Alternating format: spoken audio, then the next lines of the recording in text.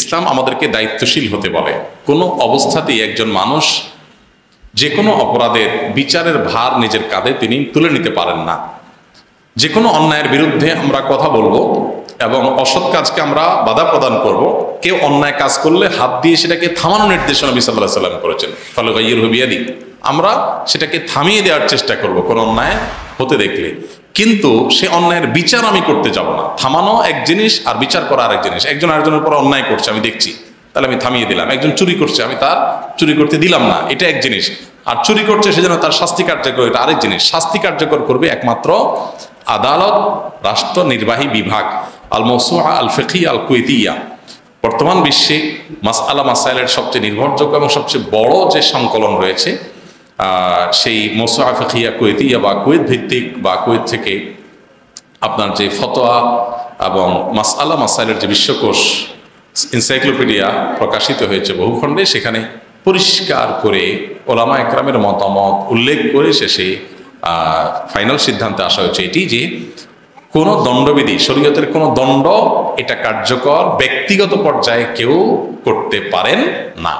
নবী করিম সাল্লাল্লাহু আলাইহি সাল্লামের সময় আপনি দেখেছেন যে বিভিন্ন হাদিসে দেখবেন যে সাহাবীরা কেউ অন্যায় করেছে, এমন কোনো কাজ করেছে যার কারণে তার আসলে মৃত্যুদণ্ড হওয়া উচিত। এরকম পরিস্থিতিও যদি হয় তো সাহাবীরা নবী সাল্লাল্লাহু আলাইহি সাল্লামকে বলতেন যে আল্লাহ রাসূল, আমাকে অনুমতি দেন, আমি এই লোকটাকে মৃত্যুদণ্ড কার্যকর করি, সে এমন কাজ করেছে যে তার মৃত্যুদণ্ড আরোপ হয় তার উপরে। অর্থাৎ নবী সাল্লাল্লাহু আলাইহি সাল্লামের উপস্থিতি সাহাবা একরাম কেউ অন্যায় করেছে আর তাকে শাস্তি নিজে নিজে দিয়ে ফেলেছেন, এমনটি হয়নি। বরং নবী সাল্লাল্লাহু আলাইহি সাল্লামের কাছ থেকে জিজ্ঞেস করেছেন। এই যে তিনি বিচার বিভাগের প্রধান, তিনি রাষ্ট্রের প্রধান তখন মদিনার, তো একাধারে তিনি নির্বাহী এবং বিচার বিভাগ উভয়টির প্রধান হওয়ার কারণে নবী সাল্লাল্লাহু আলাইহি সাল্লামের অনুমোদনের জন্য সাহাবা একরাম অপেক্ষা করতেন। কোনো ঘটনা ঘটলেও সেটাকে নবী সাল্লাল্লাহু আলাইহি সাল্লাম যখন অনুমোদন করতেন তখন সেটা অনুমোদিত হিসেবে বিবেচিত হয়েছে। অতএব এই ধরনের ঘটনায় আমাদেরকে দায়িত্বশীলতার আচরণ করতে হবে। এক যুদ্ধ থেকে ফেরার সময় সাহাবা একরাম এরকম একটা ঘটনা ঘটেছে, কেউ একজন সালাম দিয়েছেন বা কালিমা শাহাদা পাঠ করেছে, তারা মনে করেছেন যে ভয়ে এই কাজটা করেছে, সে ভিতর থেকে করে নাই, তারা তাকে হত্যা করলেন। কোরআন কারীমে আল্লাহ তাআলা আয়াত নাযিল করেছেন, এই যে নিজের বিচার বিশ্লেষণ থেকে একটা লোককে হত্যা করে ফেলা হলো, এটার বিরুদ্ধে আল্লাহ তাআলা আয়াত নাযিল করেছেন। নবী সাল্লাল্লাহু আলাইহি সাল্লাম বলেছেন তাদের ফিরে আসার পর, হাল্লা শাকাক্তা কালবা, তোমরা যে লোকটাকে মেরে ফেললে, তোমরা কি তার অন্তর ফেটে দেখেছো? তুমি ধারণা করে একটা লোককে মেরে ফেলতে পারো? চুরি করলে যেখানে হত্যা করা বা মৃত্যুদণ্ড দেওয়া এটা প্রচলিত আইনেও নাই, ইসলামেও, শরিয়া আইনেও নাই, সেখানে আপনার একজন মানুষকে চুরির সন্দেহে মেরে ফেলা, এ ধরনের মানসিক ভারসাম্যহীন, শারীরিকভাবে দুর্বল থাকে, এর চেয়ে লজ্জাজনক বিষয় আর কিছু হতে পারে না। এদের দৃষ্টান্তমূলক শাস্তি হওয়া উচিত। মনে রাখবেন, বর্তমান পৃথিবীতে যত মানবতার সবক আমাদেরকে দেওয়া হয়, ইসলাম আমাদেরকে তার চাইতে আরো উন্নত মানবতার সবক দেয়। কিভাবে?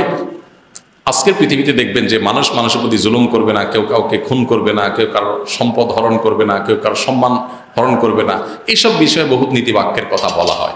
ইসলাম তো এগুলোর কথা বলেই, এর পাশাপাশি এমন বিষয়ের কথা ইসলাম বলেছে যে আজকের পৃথিবীর মানবতাবাদীরা এখনো পর্যন্ত সেই বিষয় নিয়ে চিন্তা করার সুযোগ হয়তো পায় না। সেটা হলো যে কোনো মানুষকে অন্যায়ভাবে হত্যা করা, বিচারের ভার নিজের কাঁধে তুলে নেওয়া, এটা তো অপরাধী।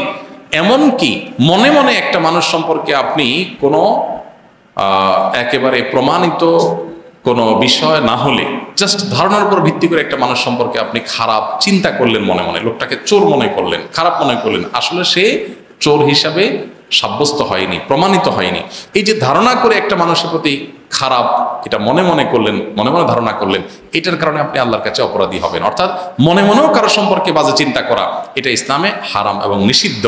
আজকের তথাকথিত সভ্য পৃথিবীতে মানবতাবাদের কথা যারা বলেন তাদের কাছেও কিন্তু, মানবাধিকারের কথা যারা বলেন মুখে খই ফোটান, তাদের কাছেও কিন্তু কারোর ব্যাপারে মনে মনে খারাপ চিন্তা করাটা অপরাধ না।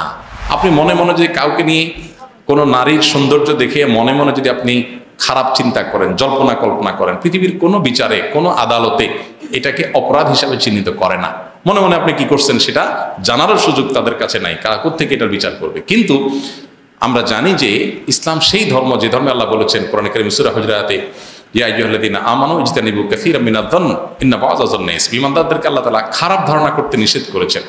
এই যে আপনি অন্যের প্রতি খারাপ ধারণা করলেন, এটার কারণে আপনার কি হবে? কিয়ামতের ময়দানে বিচার হবে। তারে মানবাধিকারের সবচেয়ে আপডেট ভার্সন যেটা এখনো পৃথিবী যে ভার্সনে যেতেই পারে নাই, হয়তো যাওয়ার কথা কল্পনা করতে পারেন, সেটাই ইসলাম এস্টাবলিশড আছে। অতএব যদি আমাদের সমাজে আমরা এই অন্যের প্রতি কুধারণা করার যে প্রবণতা, এখান থেকে আমরা বেরিয়ে আসতে পারি, কোরআনের এই নির্দেশ যদি আমরা আমাদের মধ্যে বাস্তবায়ন করতে পারি, তাহলে সমাজে এই আইন হাতে তুলে নেওয়া, তারপরে এই যে গণধোলাই, এগুলো ঘটনা ঘটবে না। এগুলো কখন ঘটে? যখন মানুষ মানুষ সম্পর্কে আপনার এরকম মন্দ ধারণা করে, নিজের ধারণাকেই যখন চূড়ান্ত হিসাবে ধরে নেয়, সেটাকেই জাজমেন্ট হিসাবে ধরে নিয়ে যখন সে সিদ্ধান্তে উপনীত হয়, তখন মানুষ দ্বারা এই ধরনের কর্মকাণ্ড ঘটে। এছাড়া বিচারহীনতার যে অপসংস্কৃতি এবং অপরাধীর ছাড়া পেয়ে যাওয়ার যে অপসংস্কৃতি আমাদের সমাজে দীর্ঘদিন থেকে চলে আসছে, এটার কারণে সাধারণ মানুষের আইন হাতে তুলে নেওয়ার প্রবণতা মানুষের মধ্যে তুলে আসছে। অতএব নির্বাহী ডিপার্টমেন্টকে সাধারণ মানুষের আস্থা ফিরিয়ে আনার চেষ্টা করতে হবে, আর আমাদেরকে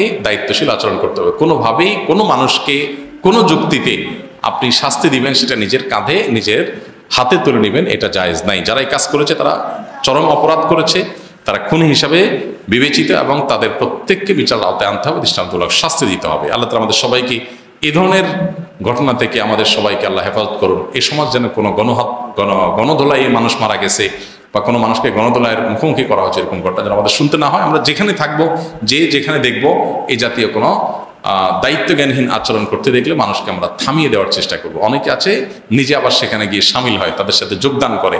মনে রাখবেন, কোনো যুক্তিতে, কোনো অভিযোগের ভিত্তিতে একটা মানুষকে আপনি নিজে নিজে শাস্তি দিয়ে ফেলবেন, এটা করতে পারেন না। যে কোনো মূল্যে আপনাকে যথাযথ নিয়মে তার শাস্তির ব্যাপারে সচেষ্ট হতে হবে। হ্যাঁ, আইনে যথাযথ নিয়মে ব্যাড প্র্যাকটিস আছে আপনি জানেন, তাহলে সেখানে আপনি শ্রম দেন যাতে ব্যাড প্র্যাকটিস দূর হয়, কিন্তু আইন হাতে তুলে নেবেন। আইন হাতে তুলে নিলে কি হবে? সমাজ বিশৃঙ্খল হবে। আজকে আপনি শুরু করবেন, কালকে আরেকজন শুরু করবে। দেখেন, মক্কায় নবী সাল্লাল্লাহু আলাইহি ওয়াসাল্লাম যখন ছিলেন, বহু অন্যায় হয়েছে, বহু অপরাধ হয়েছে, বহু গুনাহ হয়েছে, বহু পাপাচার, বহু শিরক হয়েছে। একটির ব্যাপারে নবী সাল্লাল্লাহু আলাইহি ওয়াসাল্লাম বা সাহাবীরা কেউ নিজে নিজে সেগুলোর প্রতিকার করতে, অর্থাৎ বিচারমূলক প্রতিকার করতে যান নাই।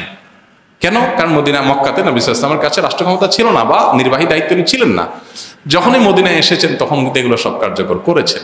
অতএব এখান থেকে বোঝা যায় যে মনে চাইলো আর আমি বিচারের ভার আমার হাতে তুলে নিলাম, এটা যদি করতে থাকি সমাজ বিশৃঙ্খল হবে, অসুন্দর হবে, যেটা ইসলাম চায় না। আল্লাহ তাআলা আমাদেরকে বোঝার তৌফিক দান করুন।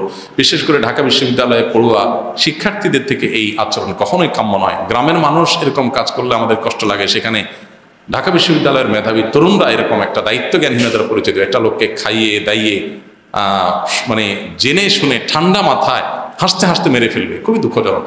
আমাদের দেশে এরকম অনেক কালচার আছে। দেখবেন যে একটা ব্যাঙ, একটা ইঁদুর, একটা হয়তো কুকুর উপদ্রব করছে, তাকে বেঁধে ঝুলিয়ে নানাভাবে কষ্ট দিয়ে নির্মমভাবে পোলাপানানোর সময় হত্যা করে এবং মজা নেয়। তো ইসলাম সেটাকেও জায়েজ বলে না। কোনো পশু পাখিকে, কোনো প্রাণীকেও যদি হত্যা করতে হয়, তাহলে সেখানে নির্মমতাকে পরিহার করতে বলা হয়েছে। বাধ্য যদি হন আপনি যে ঠিক আছে পিঁপড়া উপদ্রব করে, ইঁদুর উপদ্রব করে, আমি মেরে ফেলবো, তাহলে মেরে ফেলতে পারেন, কিন্তু মারতে গিয়ে নির্মমতা আপনি অবলম্বন করতে পারেন না। কিন্তু এটাকে আমাদের সমাজ দোষী কিছু মনে করা হয় না। সোশ্যাল মিডিয়াতে দেখবেন, অনেক ফেসবুকে, আপনার ইউটিউবে অনেক ভিডিওতে একজন আরেকজনকে কষ্ট দিচ্ছে, একটা প্রাণীকে কষ্ট দিয়ে মারা হচ্ছে। আমরা অনেকে এটাকে এনজয় করি, খুব মজা নিই। তো এগুলো আমাদের রুচি যে নষ্ট হয়ে গেছে তার প্রমাণ। আল্লাহ তাআলা আমাদেরকে মানুষ হওয়ার তৌফিক দান করুন। ভালো মানুষ হওয়া ছাড়া ভালো মুসলমান হওয়ার কোনো পথ খোলা নেই।